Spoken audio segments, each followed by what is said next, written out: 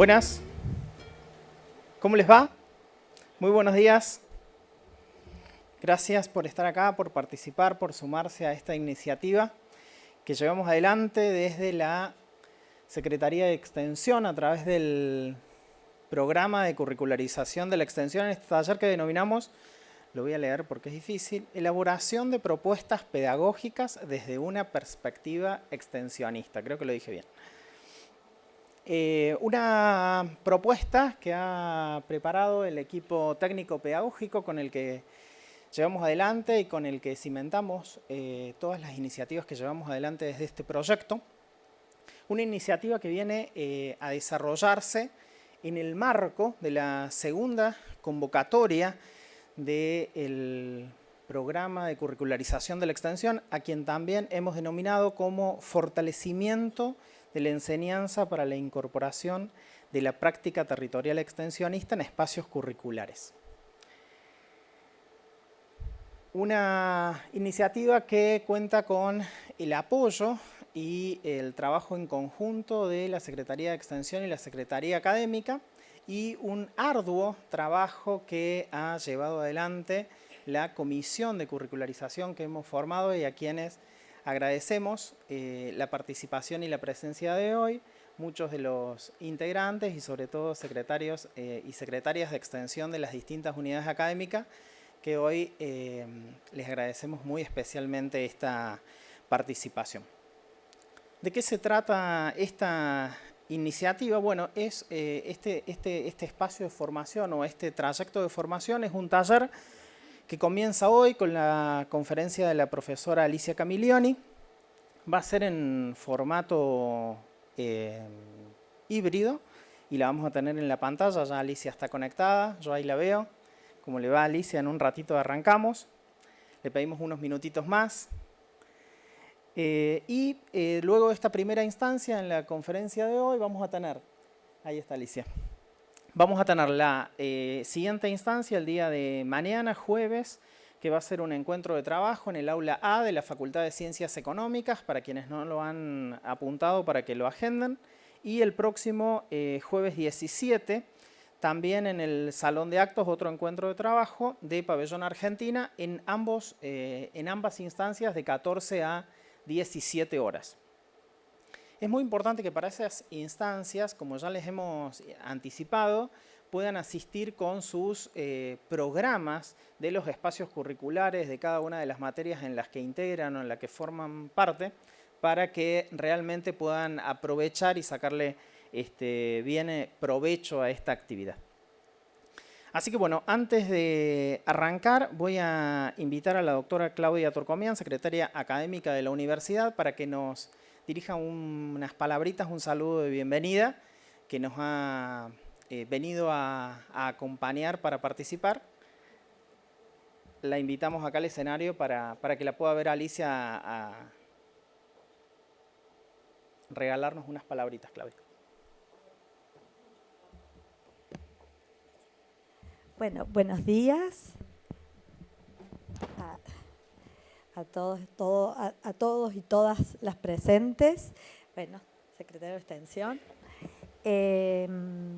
Para mí es una, de alguna manera, una gran iniciativa estar otra vez muy seguido, porque la semana pasada estuvimos en el Colegio Montserrat, estar presente en un programa que está haciendo realidad un viejo sueño, que es concretar algo que estuvo presente desde la reforma y que luego, que está en el estatuto de nuestra universidad, que es acercarla a la universidad, a la comunidad, y que ese proceso se lleve a cabo en esta nueva faceta, que es curricularizar la extensión en programas de cátedras.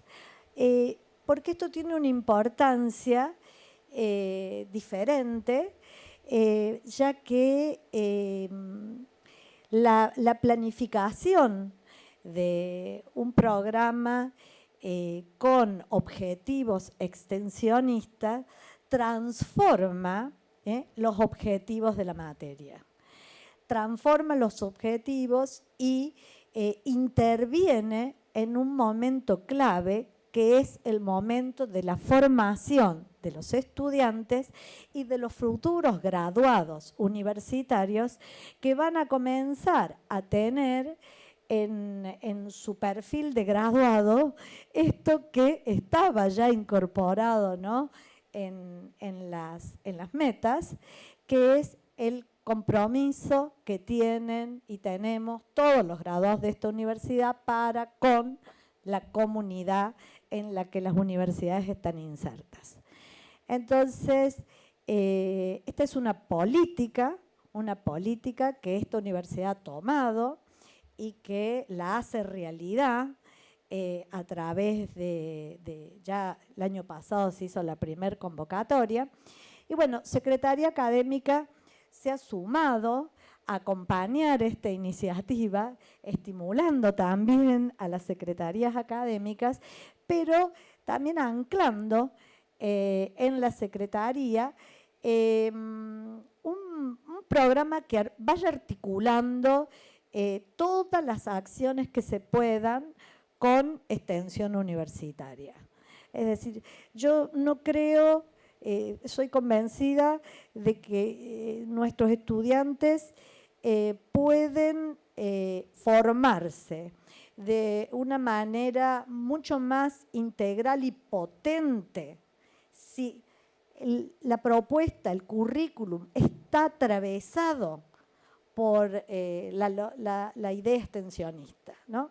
Quizás no se pueda hacer en todas en todos los programas, pero creo que en todas las carreras hay posibilidad de transversalizar la extensión en las propuestas didácticas de las cátedras. Así que bueno, felicito a quienes llevan adelante esta iniciativa.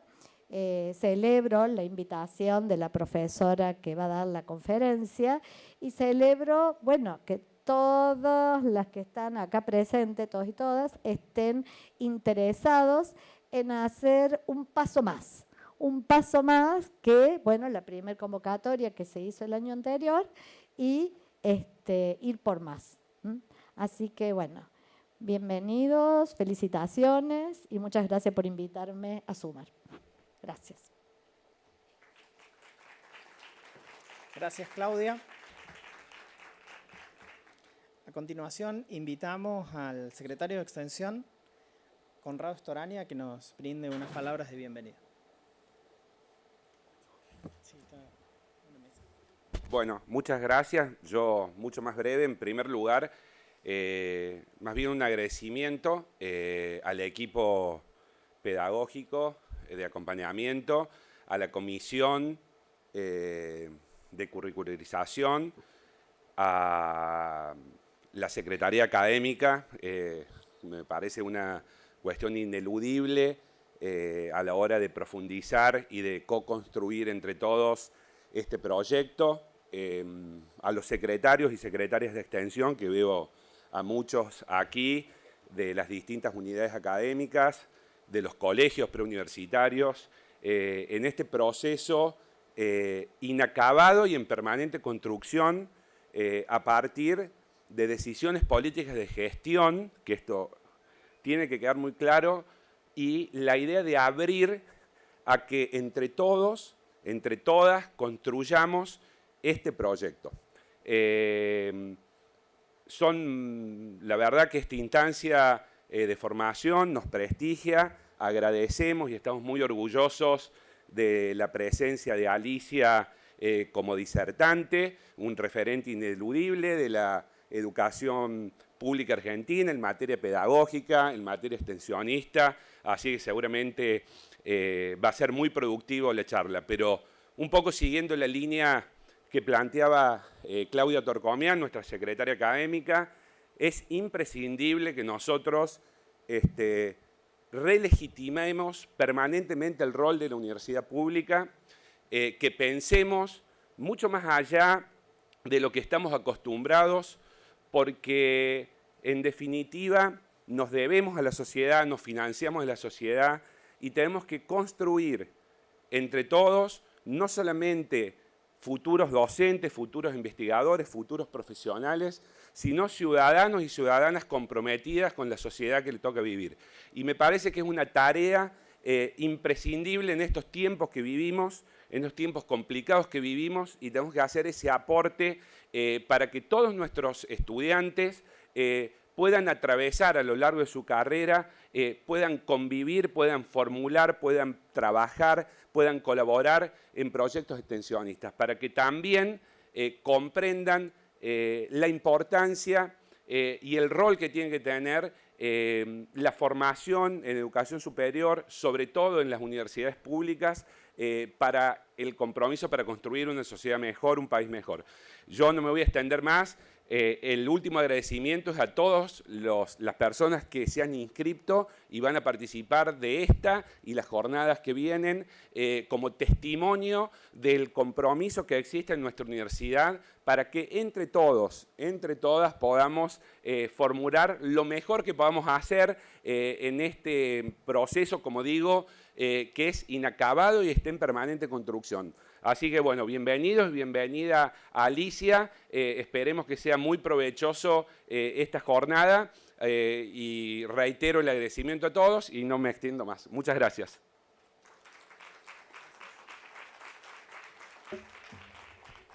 Bueno, muy bien, muchas gracias, Conrado. Ahora sí, vamos a pasar a lo que es la conferencia a cargo de Alicia Rosalía Wigdorovitz de Camilioni. Me hace con su gesto que está bien, Alicia, así que bueno, me quedo tranquilo. Y el nombre de esta charla se ha determinado como la inclusión en el currículo de la participación de los estudiantes en proyectos de extensión. Voy a tratar de hacer breve, Alicia, el currículum, porque es bastante extenso, pero no podemos dejar de pasar algunas cuestiones. Alicia es profesora de Filosofía y Pedagogía del Instituto Nacional Superior del Profesorado, profesora emérita de la Universidad de Buenos Aires, miembro honorario de la Academia Nacional de Educación por las Universidades Nacionales de Santiago del Estero, del Litoral, de Mar del Plata y de Rosario. Ha sido ATP de primera, JTP, profesora adjunta, profesora asociada, profesora titular, regular de la Universidad de Buenos Aires. Ha dirigido y ha sido profesora de programas de posgrado de la especialidad en diferentes universidades de la Argentina y del extranjero. Es actualmente profesora en doctorados, maestrías y carreras de especialización. Es autora de numerosos trabajos sobre didáctica, educación superior, currículo, didáctica de las ciencias sociales, filosofía de la educación y evaluación. Es y ha sido miembro de jurados actuantes en diversas actividades académicas. Participa y ha participado como ponente en numerosos congresos, jornadas nacionales e internacionales y ha ofrecido gran cantidad de conferencias sobre temas de la especialidad. Ha sido secretaria académica de la Universidad de Buenos Aires, becaria, investigadora, muchísimos premios, premios CONEX, participación en jurados de premios. Premio Nacional de la Cultura 2018, el Caballero de la Orden de las Palmas Académicas, otorgado por el Gobierno de Francia en el año 2001. El primer premio de la obra teórica de la educación en la 34 Feria Internacional del Libro de Buenos Aires en el 2008 por el libro El Saber Didáctico, en coautoría con Estela Cols, Laura Basabe y Silvina Freney. Y el premio a la obra teórica de educación como autora de Leer a Comenio, su vida y didáctica en la 43 Feria Internacional del Libro del 2017.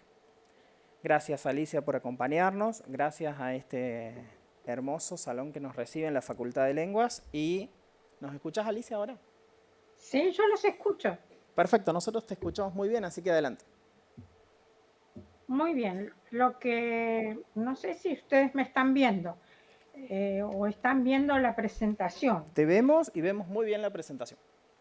Ah, bueno, muy bien. Adelante. Yo les quiero decir que hay dos cosas. Primero, agradezco la posibilidad de participar en un aspecto de este proyecto que realmente sumamente es importante, y además celebro que la Universidad Nacional de Córdoba se haya sumado a las universidades que se están preocupando mucho por trabajar en esta línea, porque es sumamente importante. Yo voy a tratar de hacer algún tipo de referencia a esta importancia y a las condiciones con las cuales hay que trabajar para poder llevarlo a la práctica con éxito. Pero entonces nuevamente les agradezco la posibilidad de trabajar en esta cuestión. Vamos a ver si vamos a comenzar entonces esta participación mía haciendo una referencia a la importancia que en las universidades tiene el poder trabajar en esta línea. Veamos, cuando nosotros hablamos de curricularizar la extensión, en realidad tenemos que tener en cuenta que las misiones de la universidad han sido en principio 3 y en los últimos tiempos se ha agregado la cuarta, la transferencia. Pero que para poder pensar adecuadamente en lo que es llevar a la práctica las misiones de la universidad, este conjunto de misiones de la universidad, es necesario reconceptualizar los conceptos de docencia, de investigación, de extensión y también de transferencia. Así que al menos muy rápidamente voy a tratar de referirme a esta cuestión. Las misiones, tal como se llevan adelante, de docencia, investigación, extensión y transferencia, dependen de la concepción de universidad que tiene. Y en este sentido, bueno, la concepción de universidad de la Universidad Nacional de Córdoba la conocemos, la apoyamos, nos hemos sentido siempre partícipes de un proyecto común. Y lo digo desde las universidades donde yo he trabajado, y quiero decir que también he sido profesora de posgrado en la Universidad Nacional de Córdoba durante varios años. Así que bueno, la siento también casi como una universidad más que amiga, más que amiga. Digamos que la reconceptualización nos lleva a tener que definir nuevamente el significado de estas misiones, de la misión de extensión, de investigación, de docencia y de transferencia, y la necesidad de que haya sinergia entre estas distintas misiones. Ha habido una tendencia a separarlas, a realizarlas de manera casi diría independiente en cada uno de los casos, pero nosotros necesitamos recuperar la sinergia de las cuatro. Tiene que haber sinergia entre ellas, y en eso decía que depende de la concepción de universidad que tenemos. En cuanto a la extensión, ¿qué quiere decir reconceptualizar la extensión? Antes, y durante mucho tiempo, se aceptó que la extensión era una misión de la universidad, pero estaba destinada a la capacidad para personas que no accedieron a la educación superior, por ejemplo, personas que podían hacer cursos no estrictamente curriculares universitarios, pero que podían acercarse a algunos temas y capacitarse en algunas técnicas, por ejemplo, que brindaba la universidad a partir de, por ejemplo, las secretarías de extensión. También se ocupaba la extensión de la cultura, los deportes, los hobbies, el arte, sigue siéndolo así, y algunas acciones de colaboración con la comunidad. Ha habido universidades que realizaron algunas de estas acciones que tienen valor histórico, ya, pero tenemos que decir que no estaban relacionadas con las otras misiones, sino que eran independientes de las misiones, por ejemplo, de docencia, de investigación. Ahora se han ampliado muy grandemente las funciones de extensión. Están vinculadas con las otras misiones, vinculadas con el medio social de manera sistemática. Se da mucha atención al contexto social de la universidad. Desde la reforma universitaria se habló de la importancia de atender al contexto social, pero se hacía separadamente de las actividades curriculares reconocidas, académicas de la universidad. Ahora, estas acciones toman la forma de servicio, de asistencia, de auxilio, convenios con instituciones del medio social en los diferentes campos de desarrollo de las facultades, las escuelas, los departamentos y los institutos. Relaciones con organizaciones profesionales y de representación de graduados. Por eso digo, ha cambiado el concepto de extensión, se ha ampliado, pero fundamentalmente por su relación con las otras misiones. Y se ha desarrollado en actividades locales, nacionales y también internacionales.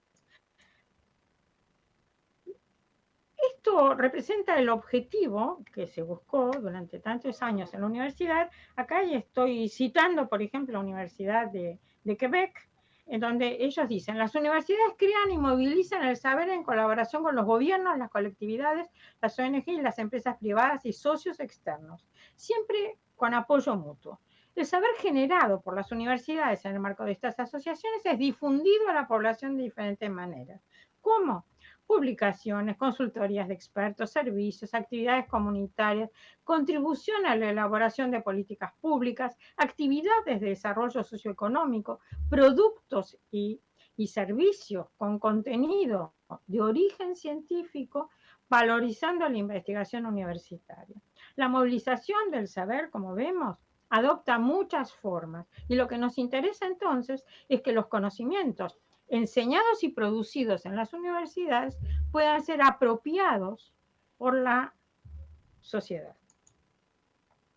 Hay una movilización entonces y apropiación de conocimientos que consiste en la extensión, en reunir, intercambiar, conciliar y diseminar conocimientos provenientes de fuentes y actores diferentes con vistas a la realización de una acción concertada en respuesta a demandas definidas. Hay que estimular e incrementar entonces la movilización y apropiación de conocimientos. Esta es la idea hoy de la extensión, para lo cual es necesario identificar expectativas y necesidades de los distintos actores, precisar los objetivos de participantes, determinar cuáles son los aportes de conocimiento y las herramientas más útiles para esto, y considerar contenido, formas de expresión y nivel de lenguaje. Este tema es fundamental. Contenido, formas de expresión y nivel de lenguaje utilizado en relación con cada grupo. Este es el modo de movilizar y lograr la apropiación por la sociedad de los conocimientos de las universidades. Hay entonces necesidad de identificar demandas y necesidades de la sociedad, precisar objetivos generales y particulares y priorizarlos. Identificar la disponibilidad de recursos humanos, conocimiento de infraestructura que disponen las universidades y las comunidades para el diseño e implementación de programas de extensión. Dialogar entonces con los miembros de la comunidad, identificar los conocimientos que hay ya en la comunidad, intercambiar, definir formas de comunicación y de acción, constituir asociaciones con miembros de la comunidad y, por lo tanto, definir proyectos y proyectar su implementación en colaboración con la comunidad. Brindar apoyo, entonces, para lograr mejores logros sociales, económicos y, sobre todo, mayor igualdad social. Realizar acciones para dar solución a necesidades de la comunidad. Desarrollar iniciativas para promover acciones de innovación por miembros de la comunidad. Brindar asistencia tecnológica, asesoría en negocios, salud, educación, vivienda, producción, etc. Brindar asistencia para el diseño y ejecución de proyectos para las comunidades y brindar servicios preprofesionales y profesionales a través justamente de la participación de docentes y estudiantes en estos trabajos. Para eso es necesario prever y crear un órgano u órganos en la universidad, facultad, carrera, etcétera, para administrar el programa. Hay que administrar el programa adecuadamente. Hay que hacer programas de investigaciones colaborativas con la comunidad. Crear programas de redes de enseñanza y aprendizaje colaborativos con la comunidad, como por ejemplo crear websites que incluyan páginas de la comunidad, mesas de ayuda a la comunidad, invitaciones a miembros de la comunidad a reuniones en la universidad, etcétera, etcétera. Ya veremos nosotros muchos ejemplos. Pero también hay que reconceptualizar la investigación. Yo, por falta de tiempo hoy, porque habría que desarrollar cada uno de estos aspectos en particular, digo, también nosotros estamos en camino de reconceptualizar la investigación. Esto lo hicieron primero Michael Gibbons, Helga Novotny y Peter Scott, a través de la creación de una categorización del conocimiento en modos 1 y modos 2, en donde el modo 2 se incorporaba no solo por el interés académico del conocimiento, sino buscando aplicaciones en el contexto. Esto es típico de las universidades hoy. Pero Scovitz y Leidersdorf también desarrollaron el modelo de la triple hélice, en donde se enlaza el trabajo del gobierno, la empresa y la universidad, desarrollándose de diferentes maneras, poniendo el acento más en el gobierno, o más en la empresa, más en la universidad, o entre los tres. El enfoque de la cuádruple hélice sigue el camino de Scovitz y Leidersdorf y enlaza 5 esferas: la política, la social, la económica, la ambiental y la educativa. Y esto se refleja, por ejemplo, en un concepto desarrollado por Donald Stultz, el del cuadrante de Pasteur, que asocia no solo la ciencia básica, no solo la innovación tecnológica, sino cada una de las dos, la ciencia básica y la innovación tecnológica, a lo cual se llama cuadrante de Pasteur porque toma como modelo precisamente de científico que se ocupaba no solo del conocimiento y la investigación científica, sino también de su aplicación en la práctica. Así que, bueno, se ha reconceptualizado la investigación y cada vez más se asocia con las demandas de la sociedad y las aplicaciones, y no solo con el puro interés académico-científico, que sigue existiendo, no desaparece, pero muchos de esos académicos se ocupan también de cómo se aplican a través de innovaciones, de desarrollos que permiten solucionar problemas de la sociedad. Entonces se trata de una reconceptualización también de la investigación, lo que nos va a permitir asociarla también estrechamente a las actividades de extensión.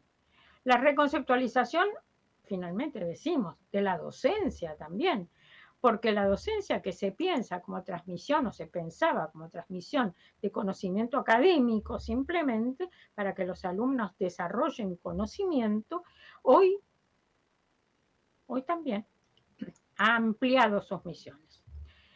Como crítica, se solía decir, en el aula se suelen enseñar y aprender los conocimientos sin las condiciones sociales de su utilización. Los alumnos aprenden los conocimientos, pero ¿para qué se utilizan? Así es como en la asignatura A, B, C, etcétera, se da formación. Pero ¿para qué se usa? ¿Qué significa formación? ¿Qué tipo de conocimientos se espera que tengan los alumnos? La integración de la educación experiencial, de la cual vamos a hablar en los currículos secundarios y universitarios, y quiero decir que yo voy a hablar no solo de la universidad, sino también de la importancia de incluir este trabajo de extensión en las escuelas secundarias. La Universidad de Córdoba tiene gran experiencia en el trabajo con muy buenas escuelas secundarias. Así que bueno, acá tenemos que es necesario fortalecer tanto la educación secundaria como la universitaria, y esto lo hacemos con contenidos enriquecidos en los cuales la teoría se une a la práctica. Se amplía la perspectiva, tomando la teoría y la práctica. Se acrecientan entonces las expectativas de los estudiantes respecto de qué se llama conocer. Se enseñan nuevos entornos, se ofrecen trabajos en nuevas situaciones, y esto lleva a enseñanzas diferentes y aprendizajes diferentes. Un trabajo de docencia distinto para los docentes de la universidad y aprendizajes diferentes para los docentes de la universidad y para los estudiantes de la universidad, que también aprenden a enseñar, porque van a ser un factor importante en la relación con la comunidad y la enseñanza a nuestros socios comunitarios. La reconceptualización de la docencia entonces nos lleva a trabajar en nuevos espacios que ya no son solo aulas, laboratorios, talleres y bibliotecas, sino nuevos entornos de aprendizaje, auténticos y reales. Reales, ya existían algunas en cuanto a formación de estudiantes y profesionales, para la resolución de problemas reales, en situaciones reales, con socios reales, compromiso de los docentes y los estudiantes en un trabajo productivo fuera del aula, relacionado en las carreras profesionales con la práctica profesional. Se trata entonces de aprendizajes auténticos, integrales y de movilizar los conocimientos. No hacer conocimientos muertos, como decían algunos críticos de la pedagogía, sino que sean conocimientos movilizados por el estudiante para situaciones reales, aprendizajes auténticos en situaciones reales e integrales. Así tenemos 4 componentes de una buena práctica: que aprendan conocimientos, habilidades, valores y ética y procesos de trabajo social. La combinación de estos 4 aspectos es absolutamente fundamental en los aprendizajes que tienen que realizar los alumnos y deben ser tenidos en cuenta entonces en la enseñanza que la universidad y las escuelas secundarias brindan.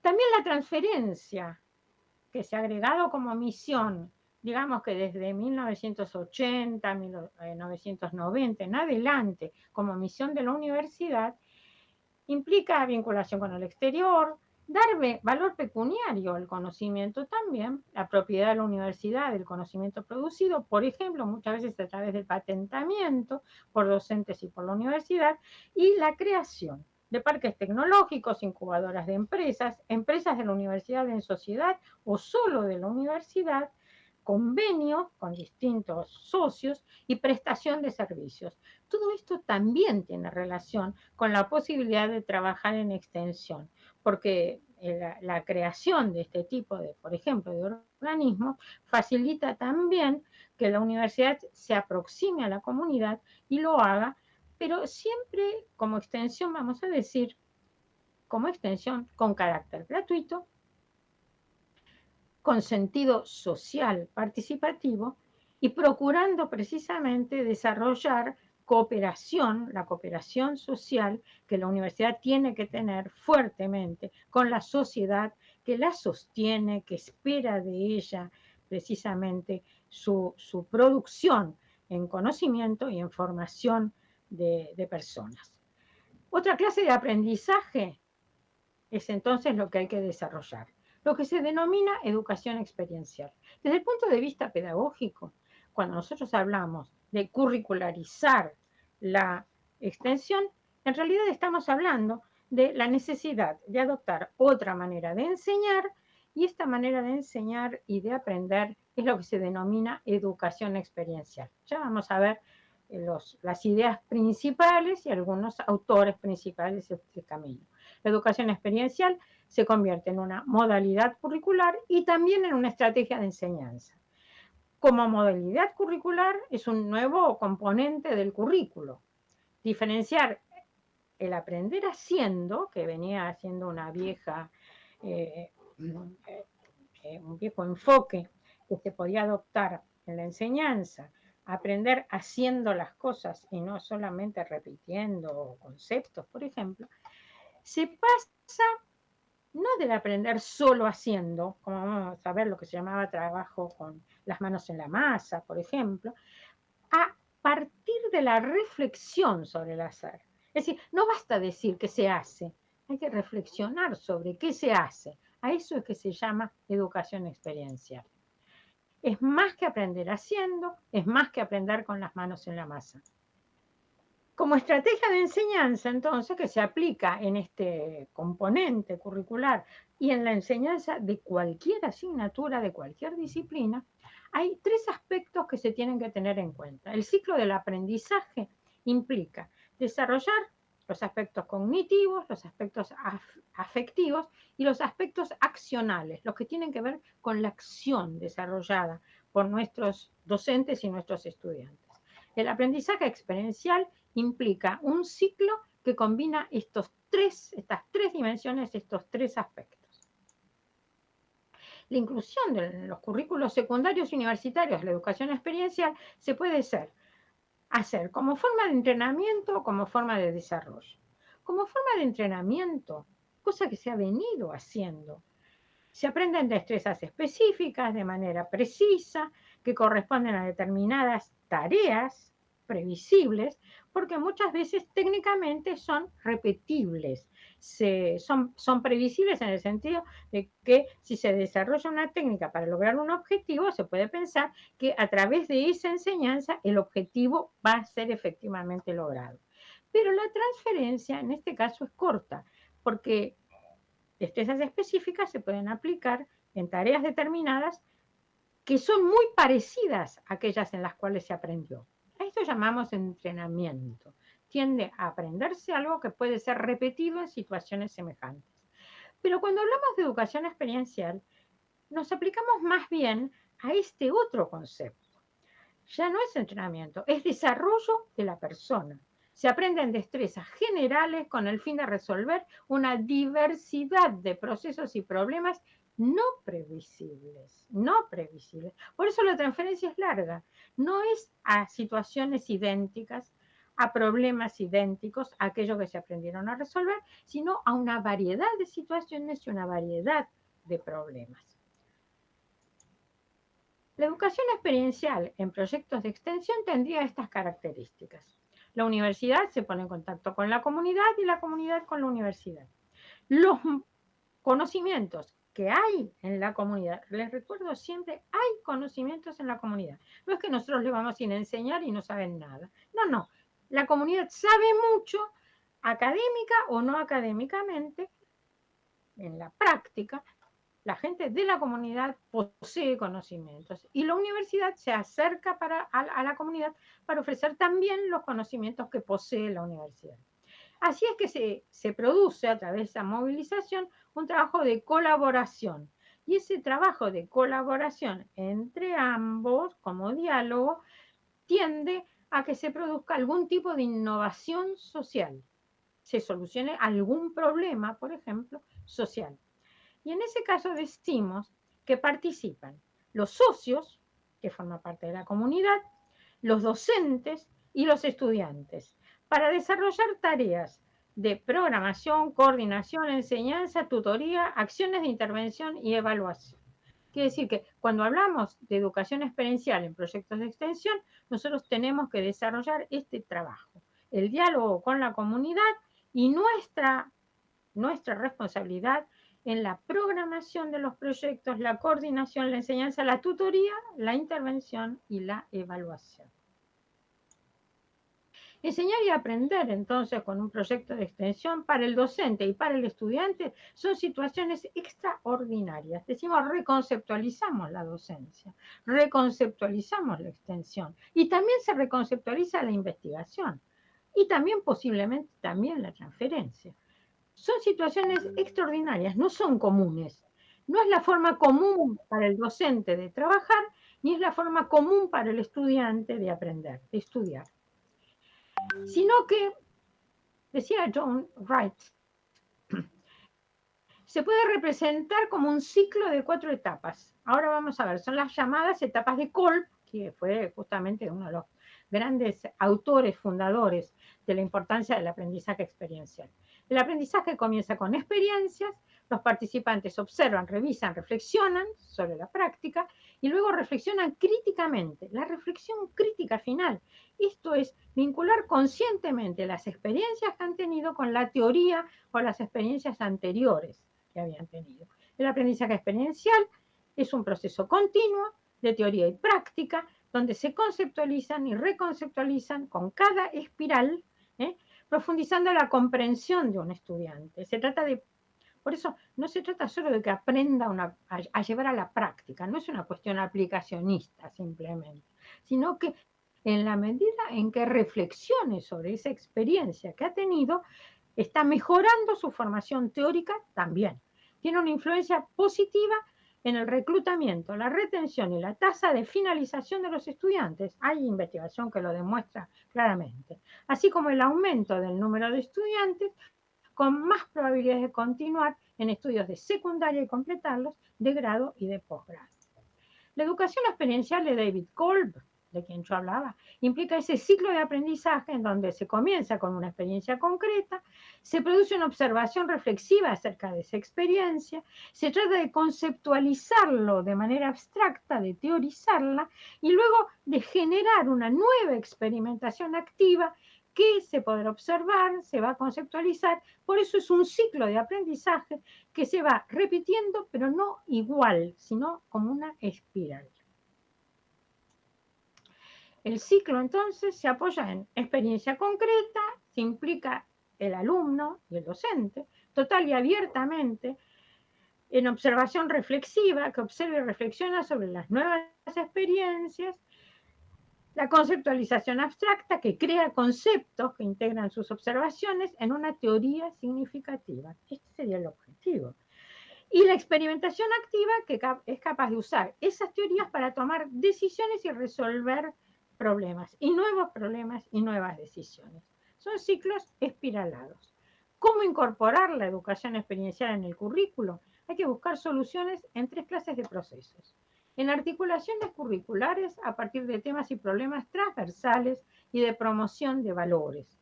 Impulsar la movilidad de estudiantes y académicos con base en programas flexibles. Y también facilitar el redimensionamiento de las disciplinas alrededor de campos de problemas y de las nuevas áreas del conocimiento actual. Veremos cómo hacer estas cosas. Hay un gran reto para la docencia, porque muchos se han preguntado si es compatible el modo de enseñanza propio de las escuelas y las universidades para incorporar estrategias de enseñanza diferentes, que promueven actividades del estudiante que no son las clásicas. ¿Pueden los docentes instalar y enseñar prácticas sociales complejas en interacciones con otros actores sociales? Bueno, esta es una de las grandes preguntas. ¿Pueden hacerlo? En la escuela, y más aún en la universidad, es costumbre enseñar conocimientos abstractos, teóricos, generales. No se enseña a resolver problemas específicos de la práctica cotidiana, pero en los proyectos de extensión esto es absolutamente indispensable. La complejidad de esas situaciones, de esas prácticas, es grande. Y además se trata de situaciones que van cambiando con el tiempo, son difíciles y muchas veces son imposibles de planificar y prever, porque la incertidumbre que puede haber respecto de cuáles son los resultados, los efectos, las consecuencias de las acciones de intervención que hacen los proyectos de extensión son muy difíciles de prever y de asegurar. La cuestión pedagógica, entonces, es que en la educación experiencial se plantean muchas oposiciones y alternativas para la enseñanza y el aprendizaje. Los docentes tienen que optar por enseñar o lo abstracto o lo concreto, o lo simple o lo complejo, o lo general o lo específico, o lo universal o lo contextualizado en una situación específica, o lo regular o lo cambiante, o lo programado o lo inesperado, o lo previsible o lo incierto. Y esto es el tema de la cuestión pedagógica en serio, cuando uno toma en serio lo que significa la curricularización de la inclusión de los estudiantes en proyectos de extensión. Hay que resolver estas cuestiones. Los efectos de las experiencias de trabajo con proyectos de extensión han mostrado que vinculan a los estudiantes de secundaria y universidad con personas y grupos externos y con los problemas del medio social. Impulsan los usos de la teoría en la práctica. La práctica real plantea nuevos problemas. Mejoran ambos, tanto el aprendizaje como la práctica. Y favorecen entonces el desarrollo integral de la persona, la responsabilidad personal, social y profesional. Proveen al estudiante nuevos conocimientos sobre ellos mismos, sobre otras personas y sobre los campos disciplinarios, sean de estudio o de trabajo profesional. Autores de referencia, dijimos, Alice y David Kolb, que contribuyeron a desarrollar un modelo holístico del proceso de aprendizaje experiencial.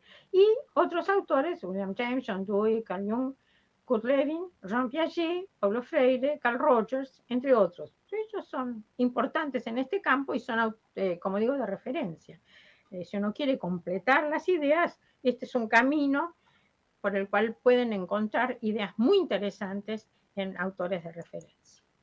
Los principios de la educación experiencial es que requiere que se trabaje con experiencias cuidadosamente seleccionadas, apoyadas en la reflexión, el análisis y la síntesis crítica. Esto hay que tenerlo presente. Como docentes necesitamos tenerlo presente. Están estructuradas de modo de que el estudiante no sea simplemente una mano de obra que realiza lo que le dice el docente. Tiene que tomar iniciativas, tiene que aprender a tomar decisiones y dar cuenta de los resultados que obtiene. Durante el proceso, el alumno está implicado de tal manera que necesita ser curioso y creativo, plantear preguntas, indagar, resolver problemas, asumir responsabilidades y construir significados.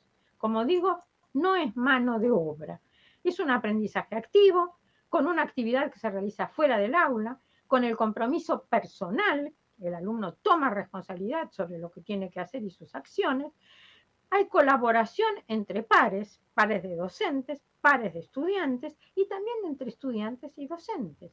Hay un uso efectivo de los recursos y una evaluación destinada no a controlar qué ha sucedido, sino a aprender, a aprender. Aprender haciendo, dijimos, se diferencia del aprender de la reflexión. El aprender haciendo eran destrezas específicas, preestablecidas, determinadas, con ejercitación y repetición. La transferencia era el entrenamiento, para el entrenamiento. Se articula la educación secundaria y superior con el mundo del trabajo y se educa para el trabajo. En cambio, la educación experiencial tiene objetivos mucho más amplios. Aprender destrezas generales en situaciones que han sido caracterizadas previamente por el equipo, pero introduciendo cambios en la programación si son necesarios. Esto es absolutamente indispensable que se tenga en cuenta. Nosotros podemos programar con mucho cuidado lo que va a ser nuestro proyecto de extensión, pero si es necesario lo vamos a tener que ir cambiando. En la práctica se va cambiando, es un proceso. El aprendizaje es activo, la resolución de problemas, estudio de casos, proyectos. La programación y los cambios son justificados, hay que explicar por qué son esos, por qué se programó así, por qué se cambió también. La transferencia del aprendizaje es larga a una variedad de situaciones y problemas, articula la educación superior con la comunidad y con la profesión y la ciudadanía. Los propósitos, entonces, si los resumimos, los propósitos de la integración de la educación experiencial en los currículos son orientar en la selección de orientación, carrera, especialidad y ocupación a los estudiantes, desarrollar en ellos habilidades y destrezas, reforzar valores éticos, personales y sociales. Esto no puede dejarse de lado. Aplicar conocimientos para la solución de problemas reales, conocer las necesidades de la comunidad, capacitar a los futuros profesionales y transferir conocimientos científicos, tecnológicos, humanísticos y artísticos al medio social. Es una variedad de conocimientos. El aprendizaje experiencial, entonces, adopta diferentes formas en la educación superior. Yo voy poniendo estrellas cuando se trata de una cuestión importante a las que yo les digo pongan atención. ¿Cómo podemos incorporar en el currículo universitario o al menos en el trabajo de las universidades el aprendizaje experiencial? En la forma de un internado, sí forma parte del currículo, o en la forma de una residencia que es posterior. La residencia es de posgrado, por eso digo, no forma parte del currículo de grado. Como experiencias de campo o pasantías, que pueden formar o no parte del currículo, como periodos de trabajo real, en los cuales se incorporan los estudiantes, como vamos a ver, se pueden incorporar de distintas maneras. Puede haber distintos tipos de experiencias de campo, y esto lo vamos a ver. Como practicum, que se incluye sí en los currículos, son periodos que forman parte del currículo, están supervisados por la universidad. Es una práctica profesional, un periodo que está establecido que el estudiante que se está formando tiene que desarrollar en alguna situación que es una situación real. El aprendizaje servicio, incluido no en el currículo, el voluntariado, la experiencia, el aprendizaje servicio y el voluntariado, vamos a hablar de esto. La experiencia intercultural en el país y en el extranjero también forma parte del aprendizaje experiencial. Las experiencias de simulación, que pueden estar incluidas en el currículo, y las visitas, excursiones, campamentos, viajes, incluidos o no como requisito curricular. Como ven, entonces hay una variedad importante. La educación experiencial, aunque esté incluida en el currículo universitario, no otorga créditos académicos por el servicio realizado, sino por el aprendizaje hecho por el estudiante. Quiere decir que tiene que garantizar no solo que realice algún tipo de servicio, sino que haya aprendido. Por eso la reflexión también es tan importante. Preserva la existencia de rigor académico y profesional. Enuncia con claridad objetivos de aprendizaje para los alumnos y prevé modalidades de enseñanza de conocimientos, habilidades y actitudes que son necesarias para la tarea que está prevista. Resumimos entonces hallazgos de los trabajos de investigación sobre educación experiencial en un conjunto de principios clave. El aprendizaje experiencial ocurre cuando las experiencias cuidadosamente elegidas se apoyan en la reflexión, análisis crítico y síntesis. Las experiencias están estructuradas para requerir que el estudiante tome iniciativa, tome decisiones y sea responsable de los resultados.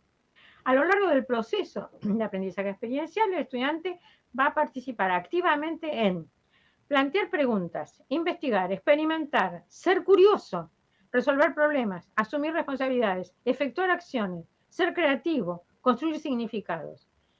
Están comprometidos intelectual, emocional, social, empática y físicamente. Esta participación refuerza en ellos la percepción de que la tarea de aprendizaje es auténtica, es decir, es una tarea en situación real. Los resultados del aprendizaje son personales. Las relaciones se desarrollan y enriquecen en el estudiante mismo, y enriquecen también a los demás. El instructor y el estudiante pueden experimentar éxito, fracaso, lo inesperado. No siempre tendrán éxito, a veces van a fracasar y hay que aprender también a fracasar y por qué se ha fracasado. Lo inesperado, porque en la práctica nunca, en la práctica real, en situaciones reales, nunca es seguro lo que va a ocurrir. Enfrentar riesgos e incertidumbres. Los resultados no se pueden predecir totalmente. Así se promueven oportunidades para que los estudiantes e instructores exploren y examinen sus propios valores. Este es un trabajo que hay que hacer con los estudiantes. Los roles principales del docente incluyen establecer experiencias adecuadas, plantear problemas, establecer límites, apoyar a los estudiantes, garantizar su seguridad física y emocional, que a veces en este tipo de situaciones presenta sus riesgos. Por lo tanto, hay que cuidar a los estudiantes y facilitar el proceso de aprendizaje. El profesor entonces reconoce y fomenta oportunidades espontáneas de aprendizaje, porque puede ser que no haya sido programado, pero que el estudiante descubra cosas nuevas. Y esto ocurre con mucha frecuencia en los proyectos de extensión. Los docentes se esfuerzan por ser conscientes de sus prejuicios, juicios e ideas preconcebidas y cómo influyen en el estudiante. A veces el docente efectivamente tiene prejuicios, va a trabajar con la comunidad y tiene que ser muy consciente de que puede tener prejuicios, de que puede emitir juicios y que hay que cuidarlos, que hay que analizarlos y que puede ir con ideas preconcebidas. Tiene que ser consciente de esto, es fundamental en los proyectos de extensión. El diseño de la experiencia de aprendizaje incluye la posibilidad de que todos aprendan de las consecuencias naturales, los errores y los éxitos. Se aprende de los errores y se aprende de los éxitos. ¿Qué es una experiencia educativa sea experiencial? ¿Cuándo se dice que es experiencial? Hay grados de experiencialidad, hay experiencias más experienciales que otras. Se puede construir una escala de grados de menor a mayor experiencialidad. ¿Qué diferenciaría a los distintos grados? Bueno, acá tenemos que Gibbons y Hopkins crearon una escala de experiencialidad que va desde un modo receptivo en que el que aprende es estimulado observando simplemente, es espectador porque ahora observa hechos reales, no films o grabaciones o fotos, sino que observa el hecho real en el contexto normal, es exploratorio, juega, ensaya, explora y pone a prueba. Esto sería el modo más analítico, estudia y experimenta sistemáticamente, entonces pasa de un modo puramente receptivo, de observar grabaciones o hechos reales, a un modo analítico, en donde explora y analiza, a un modo productivo, generativo, crea, organiza, construye y teoriza. Recuerden ustedes, no se queda con la práctica simplemente, sino que tiene que teorizar sobre la práctica. Un modo productivo que es un desafío ante tareas difíciles, pero deseables de cumplir, y un modo de desarrollo en donde alcanza competencia, es hábil en actividades importantes, de dominio, alcanza un alto estándar de calidad en el desempeño o de conocimiento personal, en donde ya acá sería un profesional experto, busca excelencia y madurez. Quiere decir que estos son los modos en donde quiere y procura alcanzar grados crecientes de conocimiento en la práctica.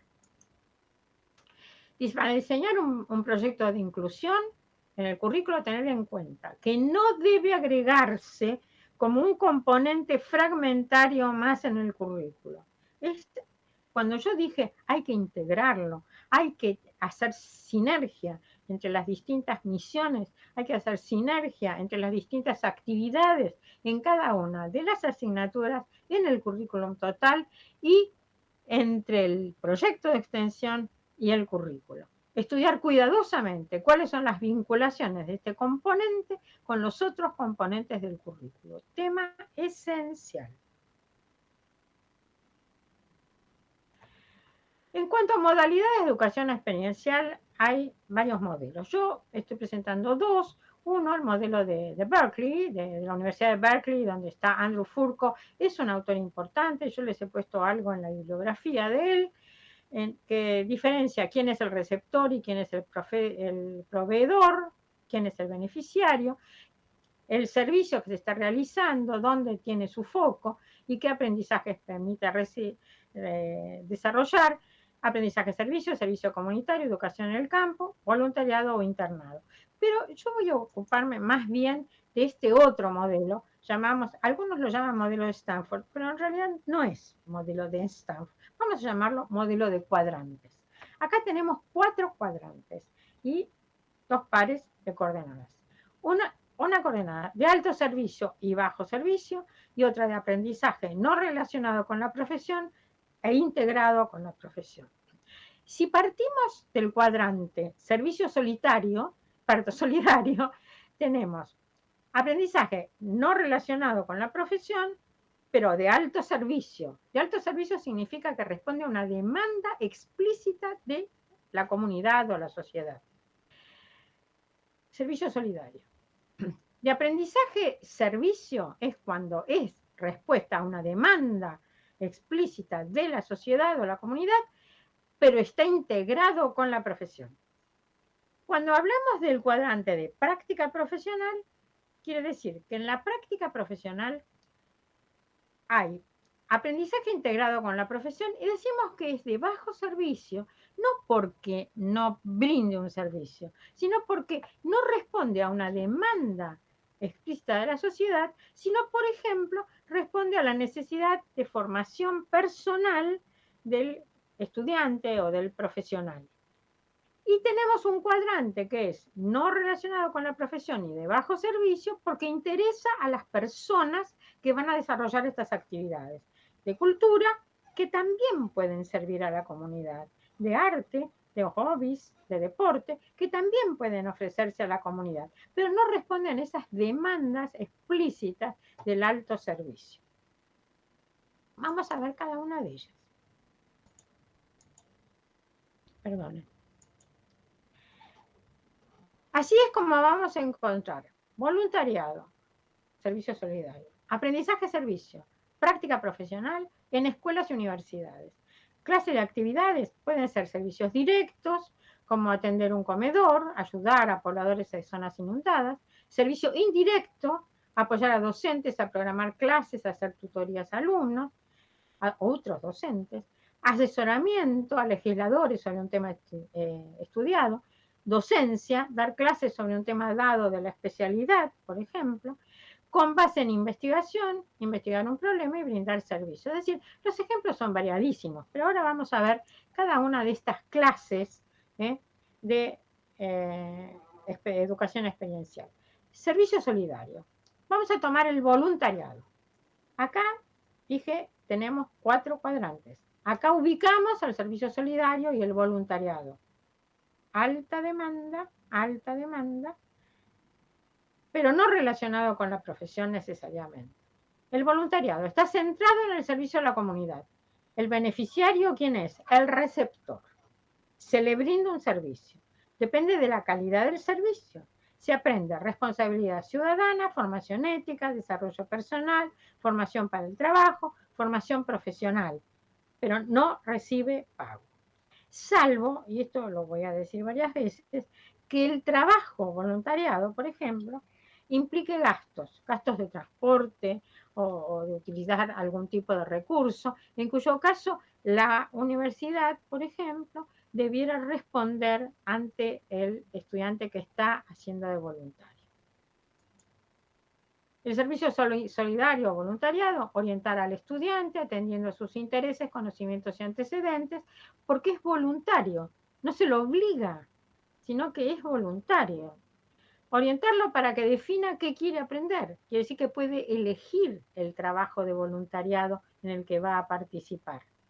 Ayudarlo a organizar sus tiempos para cumplir con las responsabilidades que asume, ayudarlo a integrarse en el ámbito en el que va a trabajar.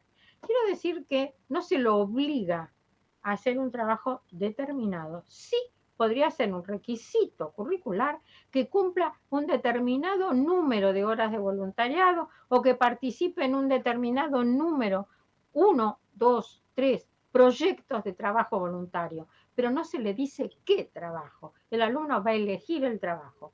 La obligación sí puede formar parte del currículo. Se puede establecer que en horas, en créditos, en número de proyectos, el estudiante debe cumplir con cierto trabajo voluntario. Consejos para el voluntario. Que busque un grupo que haga un trabajo que le interese. Si no lo encuentra, puede crearlo. El estudiante puede proponer desarrollar proyectos de extensión. Por ejemplo, de voluntariado. Considere los conocimientos, acá para el voluntario, considere los conocimientos y habilidades que tiene, porque si se ofrece para participar voluntariamente en un trabajo, tiene que conocer algo acerca de ese trabajo. Piense qué es lo que quiere aprender o conocer, qué personas, grupos, situaciones, problemas, organizaciones. Vincule sus diferentes objetivos entre sí. No sobrecargue su agenda para no frustrarse, usted, estudiante, ni a los otros. Escuche a los que recibirán el servicio. Responda a sus preguntas. Pregunte lo que quiere o necesita saber para hacer su trabajo. Un segundo tipo, estamos ahora en este otro cuadrante, alto servicio y relación directa con la profesión para la cual se está formando, el aprendizaje-servicio. Realiza un servicio importante y necesario para la comunidad, mejora el aprendizaje académico, tiene que ver con la profesión para la cual se forma, y es un aprendizaje también intencional de ciudadanía, porque hay un trabajo importante que se está realizando en servicio de la comunidad. Por lo tanto, hay un aprendizaje intencional.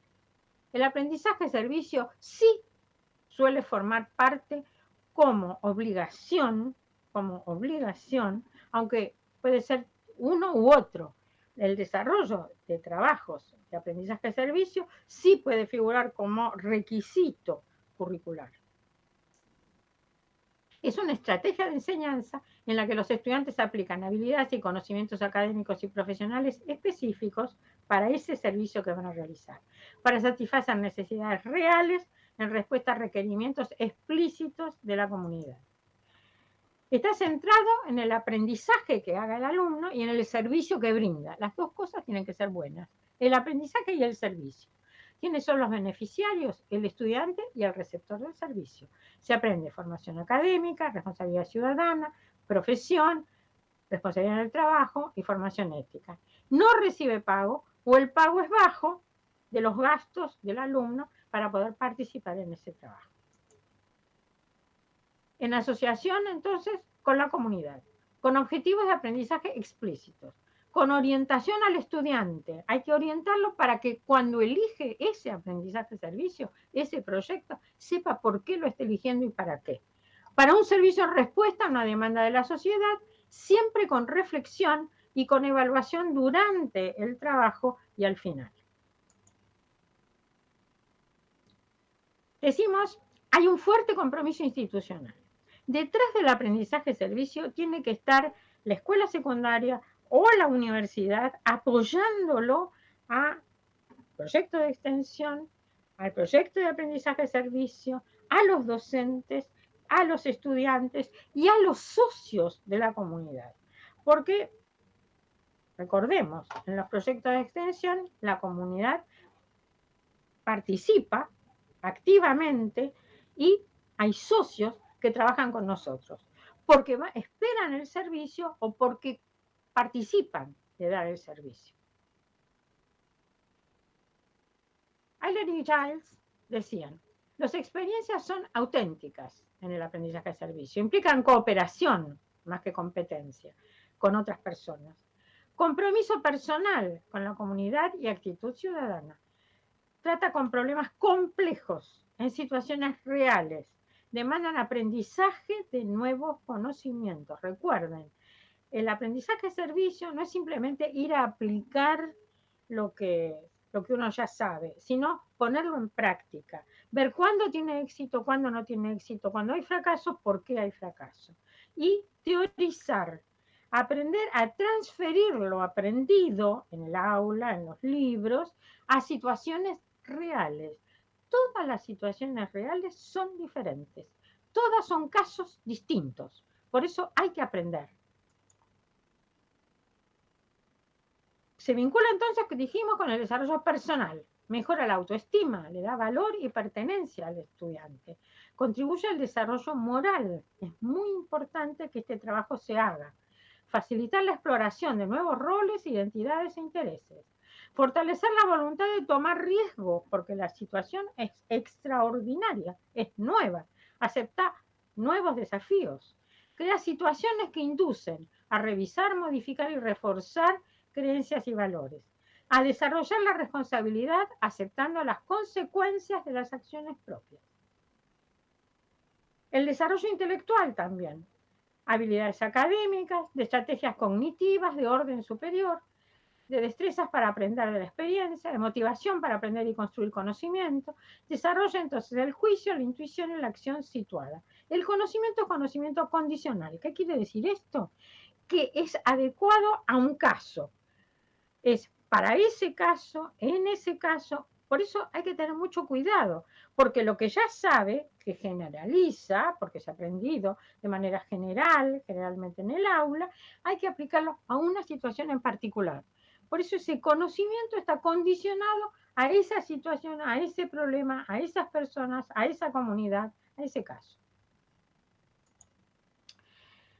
Y también desarrolla habilidades sociales, de responsabilidad profesional, cívica y personal. Aprende a escuchar, preguntar, responder, dialogar, explicar, argumentar, exponer e informar, porque trata con personas. Comprende las perspectivas de otros actores sociales. Negocia, media y arbitra. Hay que aprender a qué es negociar, qué es mediar, qué es arbitrar. Dirigir, orientar y ayudar. Consolar, estimular y entusiasmar. Respetar, tolerar, esperar y renunciar. Interactuar con personas de diferentes culturas, sectores sociales, edades, profesiones y ocupaciones, lugares e intereses. Tengan en cuenta, por favor, que estas habilidades sociales son fundamentales y en principio no se desarrollan en el aula, se desarrollan acá en proyectos de extensión. Los docentes, para organizar un proyecto de aprendizaje-servicio, tienen que familiarizarse con el lugar, la organización, el grupo social en donde se va a hacer la experiencia. Identificar el propósito y las actividades que van a desarrollar ellos y los estudiantes. Programar las etapas de desarrollo de la experiencia. Programarlas. Cronogramar las etapas, teniendo en cuenta el calendario de actividades de la facultad. Tengan en cuenta esto, porque no se puede superponer, por ejemplo, el aprendizaje de servicio con las épocas de exámenes. Así que el calendario del proyecto de extensión no tiene que oponerse al calendario de las actividades que el alumno tiene que realizar como estudiante. Preparar y escribir los acuerdos o convenios con los socios, especificando los roles de unos y otros y las responsabilidades de cada parte. En un tercer cuadrante tenemos práctica profesional. Aprendizaje centrado en la carrera, beneficiario, el estudiante. Se aprende formación profesional, desarrollo académico, responsabilidad en el trabajo, formación ético. Esto es típico de situaciones de internado, por ejemplo, y de residencia. En lo posible, tiene que recibir pago. Entonces, podemos ver como Andrew Furco, les decía, es un autor importante, incluye en el currículo universitario la educación experiencial, el voluntariado, el aprendizaje, el servicio y la pasantía profesional dentro del modelo de Andrew Furco que antes habíamos mencionado. Yo voy a pasarlo porque sería repetido. Ustedes lo pueden buscar en el modelo. En la integración en el currículo, los docentes participantes reciben, como tutores, apoyos, organizadores, enlaces, reciben reconocimiento e incentivos de la universidad. Los estudiantes cuentan con mecanismos claros de incorporación, participación, evaluación y certificación. La universidad establece y acredita las relaciones con los que serán sus socios externos. Esto ténganlo en cuenta, por favor. La preparación. Ofrezco una presentación clara y motivadora sobre el proyecto. Abro una conversación aclaratoria en donde se den explicaciones e información y acepte propuestas de docentes y estudiantes. Prepare una carpeta con información actualizada sobre el caso. Dé tiempo a los estudiantes para que decidan si desean participar en él y de qué forma. Yo les decía, siempre es elección del estudiante. Se puede poner la obligación de desarrollar un tiempo de voluntariado, de desarrollar un tiempo de acción y servicio, de hacer práctica profesional, pero en qué y cómo, eso tiene que ser elección del estudiante. Una vez que haya llegado a una definición aproximada del proyecto, de tiempo a los estudiantes para que decidan y deseen participar en él y de qué manera. El estudiante suscribe una carta compromiso. Hay que darle una lista breve y clara de instrucciones, recomendaciones y direcciones, teléfonos y formas de comunicación con los miembros del equipo. Proporciona un listado de recomendaciones para la construcción de un portafolio individual y o grupal. Si es posible, un portafolio electrónico. En este momento siempre es posible un portafolio electrónico. Y tenemos entonces distintas modalidades y tipos de componentes. ¿Qué tenemos que elegir nosotros cuando vamos a hacer un proyecto? La educación experiencial puede hacerse con base en la disciplina, en un problema, en un servicio técnico profesional. Las pasantías pueden representar un tipo de actividad, de territorio o de duración. Es una práctica profesional que elige el estudiante y que va a desarrollar voluntariamente durante un periodo determinado. El hacer una pasantía sobre algún tipo de actividad en algún tipo de territorio o con algunos tipos de duración que se pueden sumar puede ser un requisito curricular. Puede ser un módulo final del curso o la carrera, como sería un internado a veces, que se hace al final. No es necesario que sea siempre al final, ¿eh? El internado podría hacerse desde el principio, desde el primer año, a lo largo de toda la carrera. Pero, bueno, puede ser un módulo final o no. En la residencia sí, es el momento de la graduación, tiene que estar graduado.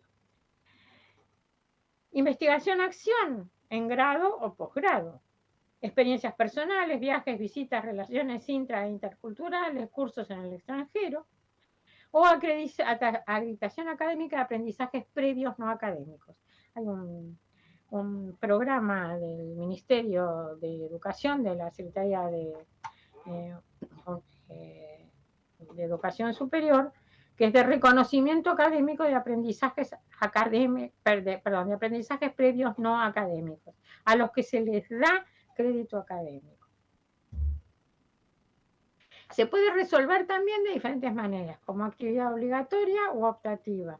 integrado a una asignatura o independiente de la asignatura o entre varias asignaturas, con condiciones previas establecidas para poder participar como estudiante, por ejemplo, de un proyecto de acción-servicio. En ese caso, bueno, puede ser que tenga que haber aprobado ya determinadas asignaturas o no tener condiciones previas. Simultáneo con la cursada o exclusiva en el tiempo. Por ejemplo, el internado puede ser simultáneo con la cursada, pero la residencia puede ser exclusiva en el tiempo. Tiempo fijo o tiempo variable. Digo tiempo fijo cuando se dice tiene que tener tantas horas de trabajo, tantos días, tantos meses, tantas semanas, o puede ser variable. El periodo puede ser continuado o en periodos discontinuos. Puede ser calificado según la calidad, evaluado y calificado según la calidad, o acreditado por tiempo. Tenía que cumplir tantas horas, cumplió tantas horas. Si bien o mal, no se tiene en cuenta. O puede ser, sí, calificado según la calidad y evaluada la calidad. La integración en el currículo entonces se puede hacer de distintas maneras. Se puede desarrollar un plan estratégico para incorporarlo, definir metas mediatas e inmediatas, manifestar el compromiso de la universidad, articularlo con otras funciones de la universidad, implicar un número importante de docentes que van a intercambiar entre sí, interactuando. Los docentes participantes pueden serlo como tutores, apoyos y organizadores y, les dije antes, pueden recibir reconocimiento e incentivos de la universidad. Cuentan con mecanismos claros, también lo he dicho antes, de incorporación los estudiantes, para incorporarse, para participar, de evaluación y certificación. Y se establecen relaciones claras, por convenio, por ejemplo, la existencia de 2 tutores.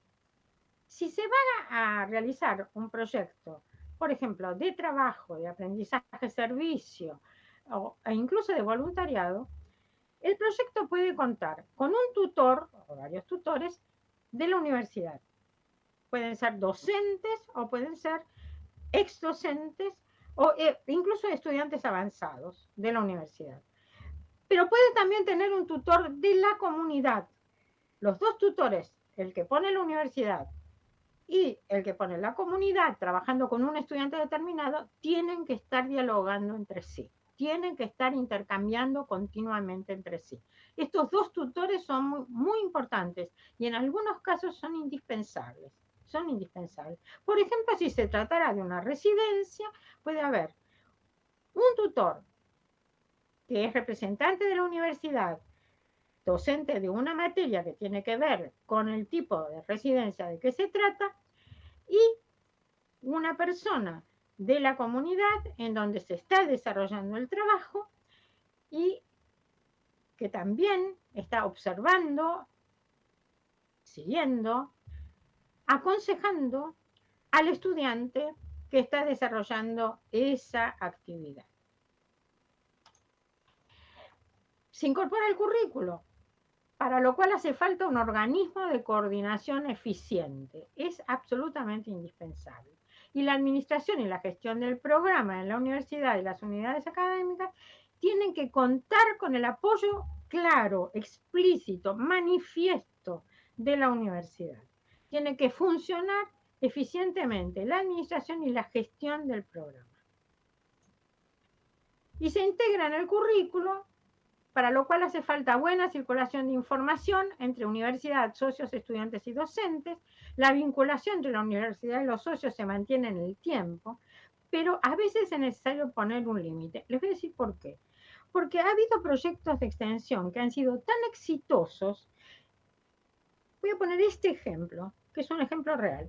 Estudiantes que participaron de proyectos de extensión exitosos se hacen amigos de las personas de la comunidad y no los quieren dejar y quieren seguir trabajando en eso, cuando en realidad a veces lo que nosotros necesitamos es que ellos participen de distintos proyectos de aprendizaje-servicio o de práctica profesional con distintos grupos de personas. El voluntariado también puede ocurrir lo mismo, que el estudiante termina siendo amigo de la gente, se preocupa por la gente y quiere seguir trabajando con ellos. Bueno, a veces nosotros necesitamos que trabaje con distintos grupos sociales, que conozca distintos grupos culturales, que conozca distintos territorios. La universidad reconoce también la contribución de los socios, reconoce a los docentes, a los estudiantes y a los socios. Y esto procuramos que también reconozcan la contribución de la universidad. Los estudiantes se implican, ya lo dijimos, afectiva, intelectual, social y aún físicamente, en tareas auténticas. Sus aprendizajes son personales y son muy importantes las relaciones del alumno consigo mismo. Enseñar a participar entonces en proyectos de extensión, hay que pensar en conocimientos, actividades y tareas. ¿Qué conocimientos, qué actividades y qué tareas van a realizar? Por ejemplo, los alumnos, ¿qué tareas van a realizar? Resolverlas y movilizar saberes ya adquiridos o descubrir la necesidad de incorporar nuevos saberes. Y recursos, ¿qué recursos hacen falta? Promover la construcción de procesos metacognitivos sobre las condiciones de éxito o de fracaso. Procesos metacognitivos son fundamentales, de reflexión. ¿Cuáles son las condiciones de éxito o por qué se ha fracasado en acciones realizadas? Pasar de la lógica del conocimiento, entonces, de contenidos a la lógica de la acción. Enfrentar a los alumnos con situaciones que los movilicen para que sepan qué evocar de aquello que ya saben o que necesitan aprender. Los estudiantes tienen que definir y analizar el problema, programar el trabajo y determinar el tiempo. Esto, miren, consejo fundamental. Determinen el tiempo necesario para que los alumnos puedan participar con provecho. ¿Y qué van a hacer en ese tiempo? Establecer con detalle el compromiso que tienen que asumir los estudiantes en las tareas que van a realizar. Los principios entonces de la educación experiencial son: dijimos que pueden experimentar éxito y fracaso, correr riesgos, incertidumbre, porque las situaciones no se pueden predecir. Entonces, ¿cuáles son los roles primarios de los docentes? Planteo de problemas, fijación de límites, apoyo a los alumnos, seguridad física y afectiva de los alumnos, promoción de los procesos de aprendizaje, evaluación y estímulo a todos los que participan en el proyecto, colegas, estudiantes, graduados. Muchas veces participan graduados que se interesan por el trabajo y quieren participar. Definir entonces cuál va a ser el papel del estudiante en el proyecto, en la programación, a veces en la selección. Él elige la propuesta del problema a trabajar, la definición, planificación del proyecto, intervención del grupo y del mismo, y la determinación de los criterios con los que se va a evaluar el trabajo y los logros del proyecto. Entonces, definir los estudiantes, los roles de los estudiantes muy claramente y discutirlos con estudiantes y socios. Los socios también deben saber qué se espera que haga cada uno. Preparar a los estudiantes para el aprendizaje de servicio, que conozcan el lugar, las personas. Explicar el sentido social y personal del proyecto. Evaluar si ellos poseen los conocimientos y habilidades necesarias. Enseñar a reflexionar continuamente sobre la práctica y sus resultados. Esto lo van a tener que aprender y es uno de los aprendizajes fundamentales en el aprendizaje de servicio, por ejemplo. Brindarles orientación para la planificación de su trabajo y estudio. Y sobre los roles de los docentes tutores, tienen que conversar sobre los aspectos éticos del trabajo que desarrollan los estudiantes. Organizar reuniones de discusión entre estudiantes y eventualmente con especialistas, receptores, socios, etc. Dar consignas claras para el trabajo y administrar cuidadosamente los tiempos asignados a las tareas. Recomendar bibliografía, monitorear el desempeño de los estudiantes. Y para eso, los tutores tienen que recibir orientación de los coordinadores del proyecto para tomar decisiones y revisar su plan de trabajo. Y mantenerse en contacto, los tutores y los directores y los coordinadores del proyecto, con tutores o supervisores del lugar donde se brinda el servicio o se desarrolla el proyecto. Desarrollar planes contingentes. Y para las buenas prácticas de la educación experiencial, yo no voy a leer cada una de ellas, pero hay que tener en cuenta autenticidad, reflexión, intención, preparación y planificación, orientación y capacitación, seguimiento y mejoramiento continuo, evaluación, reconocimiento y cierre de la tarea.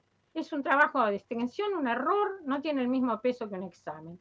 Un examen se puede volver a rendir el examen, pero el error en un trabajo de extensión que trata de resolver problemas, por ejemplo, de una comunidad o de un grupo social, el error hay que tratar de evitarlo. Si no hubiera más remedio, siempre se puede cometer un error, hay que posibilitar la enmienda del error. Y así tenemos entonces que para juzgar la calidad de una experiencia de aprendizaje hay dos criterios: el bienestar afectivo de los estudiantes y el nivel de implicación de los estudiantes. Las dos cosas son importantísimas. Y el nivel de dominio de los conocimientos, habilidades necesarias. Quiere decir que nosotros tenemos en los cuatro cuadrantes que nos interesan todos los participantes, los nuestros y los comunitarios. Así es como termino con algunas recomendaciones para el trabajo. Observar atentamente la marcha del proyecto, si es aceptado o apoyado por la comunidad o rechazado, circular la información de la marcha del proyecto, evaluar de manera continua el nivel de apoyo e interés, el poner en práctica mecanismos de evaluación participativa de los resultados con los miembros de la comunidad. Respetar diferencias entre personas y grupos existentes en la comunidad, valorar las contribuciones de todos, evitar los obstáculos en la comunicación, formular muchas preguntas, escuchar atentamente, sin prejuicios, discutir cuando sea necesario, hacerlo respetuosamente y explicar con paciencia y actitud de aceptación de las diferencias, fundamentando las ideas y posiciones propias respecto de las acciones que se realizan. Y terminamos diciendo lo que dicen Dicken, Crick, Goldspin y Foster: la educación experiencial ha ganado empuje recientemente en los sectores de educación secundaria y de la educación superior. Se trata de incluir la generación de competencia estudiantil en el aprendizaje autodirigido, la ciudadanía, la ecosostenibilidad y la empleabilidad, además de conocimientos, habilidades y actitudes tradicionales dentro de disciplinas particulares. Así que acá les ofrezco una bibliografía que espero que les pueda resultar útil. Y con esto entonces yo voy a quedarme acá y quiero ver si ustedes, sí, ahora voy a dejar de compartir.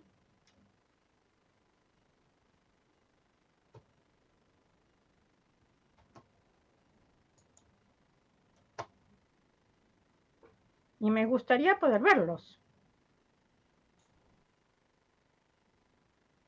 Ustedes me están viendo a mí, pero yo no los estoy viendo a ustedes. Me gustaría verlos, me gustaría escucharlos. Ahora sí. Si tienen alguna Gracias. pregunta, alguna opinión. Bárbaro, Sí. se te escuchó, Alicia. Excelente. ¿Sí? Bueno, muchas gracias. Estaban todos acá sacando fotos. Muy bien, este aplauso es para vos. Bueno, muchas gracias. Muchas gracias, muchas gracias. Espero que les resulte útil. Hay muchas cosas que más que me hubiera gustado decir, pero yo sé que no tenía tiempo para hacerlo. No, bueno, pero Así ha sido muy completo, así que muchas hay, gracias. Hay bibliografía que les puede resultar útil. Muy completo, ha sido muy, muy, muy completo, así que muchas gracias por la generosidad. Para quienes están preguntando, tenemos algunas preguntitas. Hemos grabado esta conferencia y la vamos a subir con autorización de Alicia a las redes de la Secretaría de Extensión, sobre todo preguntaban por las filminas, Alicia, por la presentación. Tienen la presentación. Ahí está. Bueno, tenemos 3 preguntitas que hemos reunido para hacerte. Muy bien. Te pregunto, ¿usted sugiere que incorporemos ciudadanos ajenos a la universidad a nuestros equipos de investigación? Entonces nuestra comunidad tendrá un representante en la UNC. Yo no estoy sugiriendo eso, porque depende muchísimo de las reglamentaciones de la propia universidad. En las investigaciones, porque ustedes me están preguntando no por extensión, sino por investigación. La investigación tiene un carácter formal dentro de la dentro en general de la organización del trabajo científico. Y bueno, si uno está investigando un problema que tienen otras personas, es bueno que nosotros escuchemos esas otras personas. Indudablemente, sí se pueden incorporar a los equipos. Hay que ver con qué carácter. Hay que ver con qué carácter y con qué clase de acreditación o reconocimiento o con qué clase de requisitos. No se trata tampoco de cerrar la universidad, pero en la investigación, si ustedes miran, por ejemplo, lo que yo había puesto sobre transferencia, y sobre el modo 2 de conocimiento y cómo se ha ido ampliando el concepto de investigación a través de distintos autores, bueno, hay una tendencia a trabajar no solo en el rigor del conocimiento científico, sino también en el interés por problemas que sean problemas en los cuales el conocimiento que se desarrolla en las universidades o que se puede desarrollar en las universidades y a veces en cooperación con otras personas puede ser muy útil para resolver problemas. Ese era el llamado cuadrante de Pasteur. El conocimiento científico y la innovación, por ejemplo, tecnológica. Hay mucho aporte que puede venir desde afuera a las universidades y las universidades no debieran cerrarse frente a eso. Pero cuando hablamos estrictamente de investigación, bueno, ahí tenemos que ver cuáles son las reglamentaciones, las exigencias, los requerimientos que hay para no solo que se participe en una investigación, sino para que esa participación sea reconocida o aceptada formalmente. Así que no sé si entendí bien la pregunta, no sé si respondí a esa pregunta, díganme ustedes. Yo creo que los aportes fueron interesantes. Muchas gracias. Tengo otra más. Nos preguntan, a tu modo de ver, cómo distribuir tiempos, contenidos, aprendizajes y evaluaciones distribuidas para lograr procesos reflexivos en espacios curriculares cuatrimestrales. Cuando nosotros decimos espacios curriculares cuatrimestrales, estamos pensando en una asignatura que dura un cuatrimestre y que en ese cuatrimestre, si lo relaciono con lo que estábamos diciendo, ustedes piensan que va a incorporarse un proyecto de extensión. Quiero decirles que los proyectos de extensión pueden ser variadísimos. Traté de mostrarles que pueden ser variadísimos. En una cátedra se puede organizar un proyecto, por ejemplo, de aprendizaje-servicio que va a durar un mes o va a durar 2 meses y que implica, por ejemplo, que los estudiantes participen 2 horas semanales en ese tipo de trabajo. Un trabajo que puede implicar estudio y realizar determinadas acciones fuera del aula. Entonces uno tiene que ver, y yo por eso insisto, que también es voluntario para el estudiante. Uno podría decir, es obligatorio que el estudiante realice tal práctica profesional.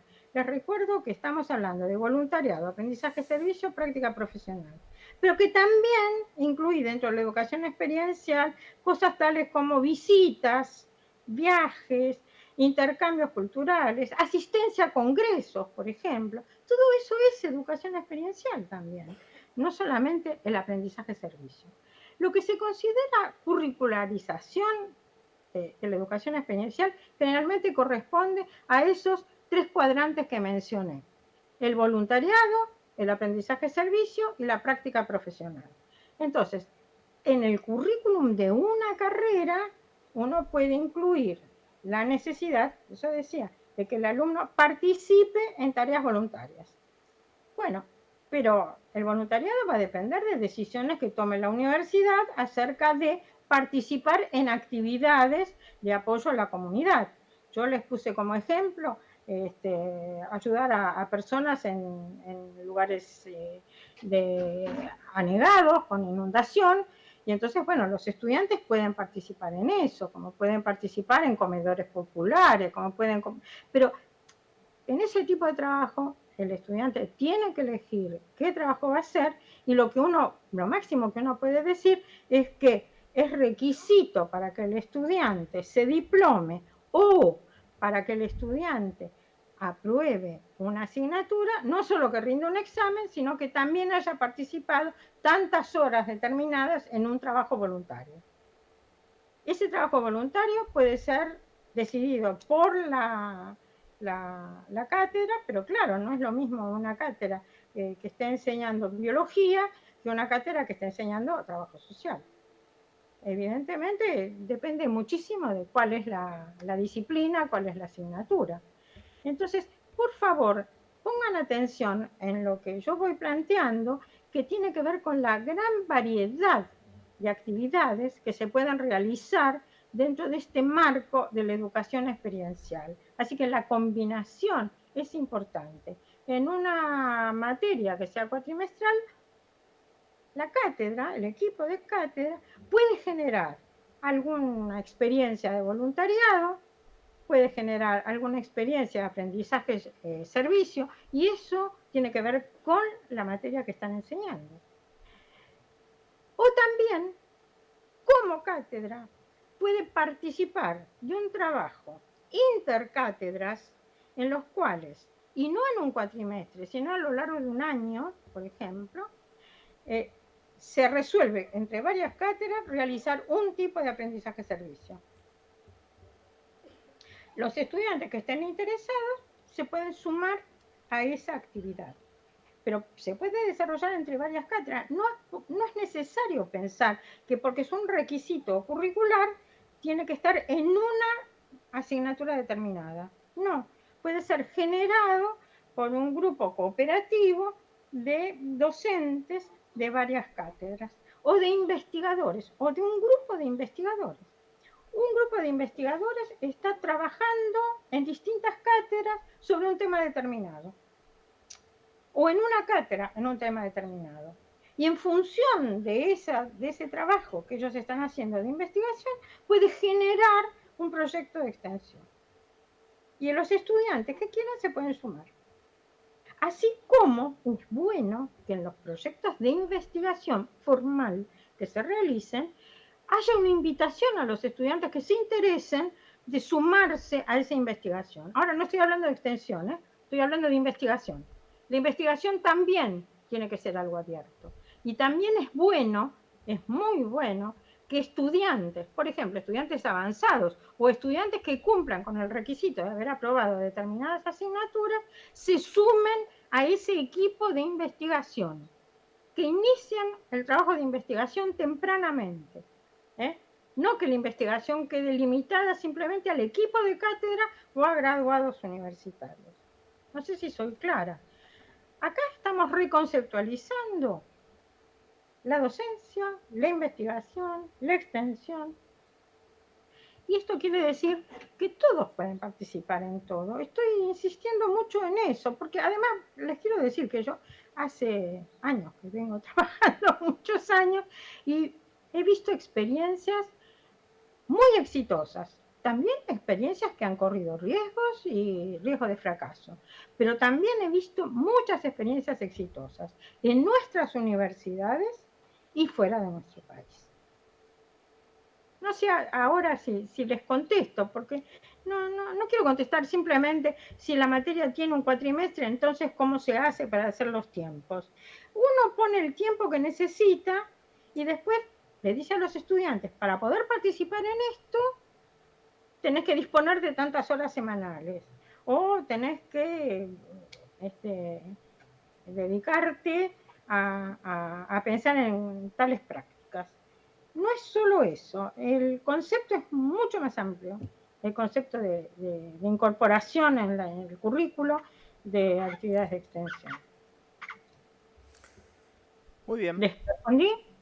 Muy bien, vamos con... Bueno, hay algunos agradecimientos. Gracias por los aportes didácticos. Gracias por la charla. Quedan dos más y si nos permitís, estas últimas dos, Alicia. Sí, sí. Muy interesante la presentación. Me pregunto cómo trabajar con aulas numerosas y heterogéneas en el marco de una propuesta basada en el aprendizaje experiencial extensionista. Numerosas Bueno, es la palabra clave. sí, yo voy a responder. Yo me he dedicado muy especialmente a cómo trabajar didácticamente con aulas numerosas. Ha sido un tema que he desarrollado y me ha interesado mucho, porque esa es la realidad de muchas de nuestras universidades. No todas las cátedras son numerosas, a veces son los primeros años, y esto es típico. El problema de las clases numerosas, quiero decirles que ha sido estudiado. Desde la década de 1990 en adelante han empezado a aparecer investigaciones, propuestas, libros, artículos sobre cómo enseñar en clases numerosas. No es lo mismo enseñar a un pequeño grupo que enseñar en una clase numerosa, no cabe duda. La cuestión es que hay que pensarlo también de manera muy amplia. Yo ahora voy a contestar a esta pregunta específica sobre qué hacer con los proyectos de extensión. Si ustedes miran lo que yo he venido diciendo sobre los proyectos de extensión, van a ver que yo puedo abrir en una clase numerosa y decir: tantos estudiantes pueden participar de este proyecto en el cual nosotros vamos a trabajar. Y nosotros podemos poner un límite. Yo no quiero decir, yo lo abro y que vengan 100 alumnos. Bueno, 100 alumnos, si voy a trabajar con gente inundada en un voluntariado, bueno, a lo mejor necesito mucho más de 100. Y otras veces es un proyecto que trata sobre un problema determinado, en un caso determinado, en una situación, en un territorio específico, en donde, bueno, lo que yo necesito es contar, por ejemplo, con 5 o 10 estudiantes que me puedan acompañar al equipo docente en el trabajo de solucionar o la búsqueda, porque a veces hay que investigar cómo solucionar un problema determinado. Entonces, bueno, en ese caso, yo digo a los 10 que les interese hacerlo, acá nosotros se los ofrecemos, aunque tenga un curso, y no voy a exagerar, de 1.500 alumnos. Cuando digo clases numerosas, bueno, ¿qué es numeroso? Depende de la materia. Para algunas materias, decir que cuento con 100 alumnos es una clase muy numerosa, por el tipo de trabajo que tengo que hacer. Y en otras, en cambio, puedo tener una cantidad enorme de estudiantes, y les quiero decir que cuando se empieza a producir material sobre cómo trabajar en clases numerosas, es interesante, porque los ejemplos con los cuales se está trabajando vienen de universidades muy prestigiosas, a las que es muy difícil entrar, pero que ofrecen en los primeros años materias generales que atraen a muchos estudiantes, materias introductorias, por ejemplo, que atraen a muchos estudiantes y que son dadas, y en universidades muy prestigiosas, tengo que decirles que a veces se le pide al docente que ha obtenido un premio Nobel, por ejemplo, que dicte una materia introductoria. En esas universidades, que son universidades que uno dice son súper exclusivas, muchas veces son muy caras también. Bueno, generalmente son muy caras. Esa cátedra dada por ese docente atrae a muchísimos estudiantes. Y entonces, cuando nosotros vemos el caso estudiado, resulta que es el caso de un docente académico reconocidísimo por su prestigio, en una clase que es enorme, con un auditorio que es increíblemente grande. Bueno, ahí funciona. Y él encuentra la manera de dialogar, de plantear problemas y de buscar que los estudiantes respondan y participen en ese tipo de trabajo. Ahora,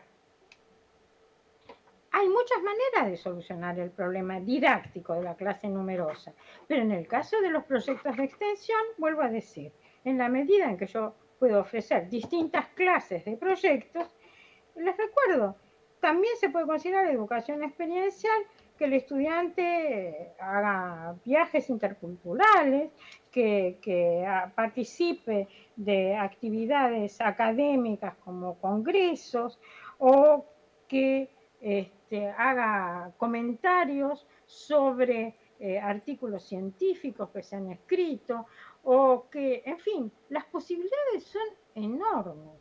Por eso les puse toda una lista de posibilidades diferentes como para hacer lo que se llama educación experiencial. Los proyectos de extensión pueden ser proyectos, como dije, organizados, reconocidos y acreditados por la universidad, pero también pueden asumir distintas formas. Así que, bueno, Muy vuelvo a bien. decirles, no hay oposición entre una cátedra que tenga muchos alumnos y la posibilidad de desarrollar actividades de extensión.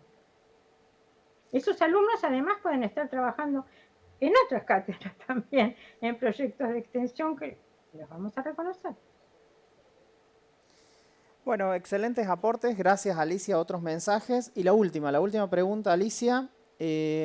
Nos preguntan, para jerarquizar la extensión, ¿no debería haber mayor presupuesto destinado al aprendizaje experiencial?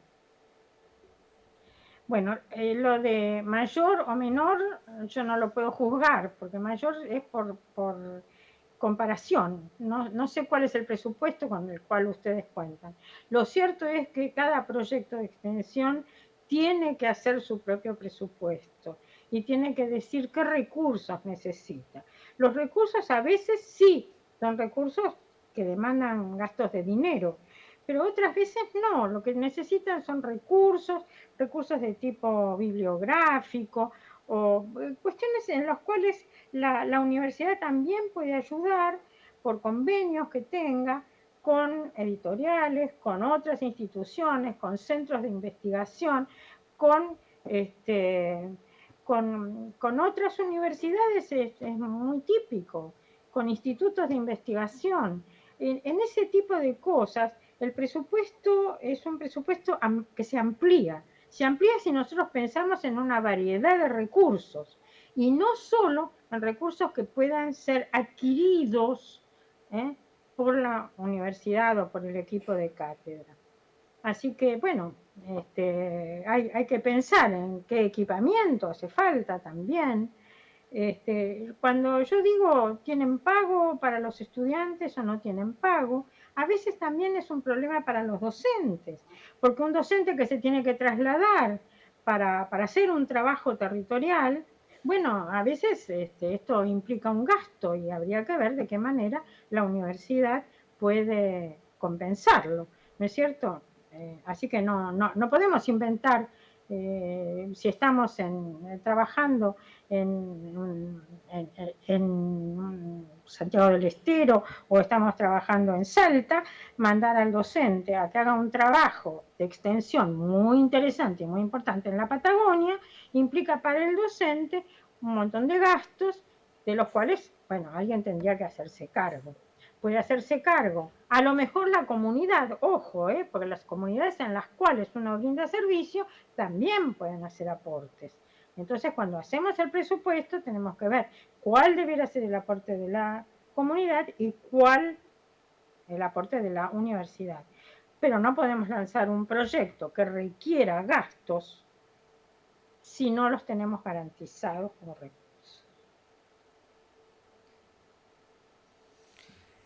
Este aplauso, Alicia, es para vos. Muchas gracias. Muchas gracias. Muy interesantes los aportes y tu forma de verlo. Y nos encontramos mañana. Seguimos a partir de mañana, jueves 10 de agosto, en el aula A de la Facultad de Ciencias Económicas a las 14 horas. Muchas gracias a quienes participaron y muchísimas gracias otra vez a toda la gente de acá de la Facultad de Lenguas, que muy generosamente siempre nos abre las puertas y nos hace desarrollar estas actividades de primer nivel con una generosidad muy grande. Así que muchas gracias. Bueno, muchas gracias a ustedes. Muchas gracias a ustedes. Gracias, Alicia. Suerte.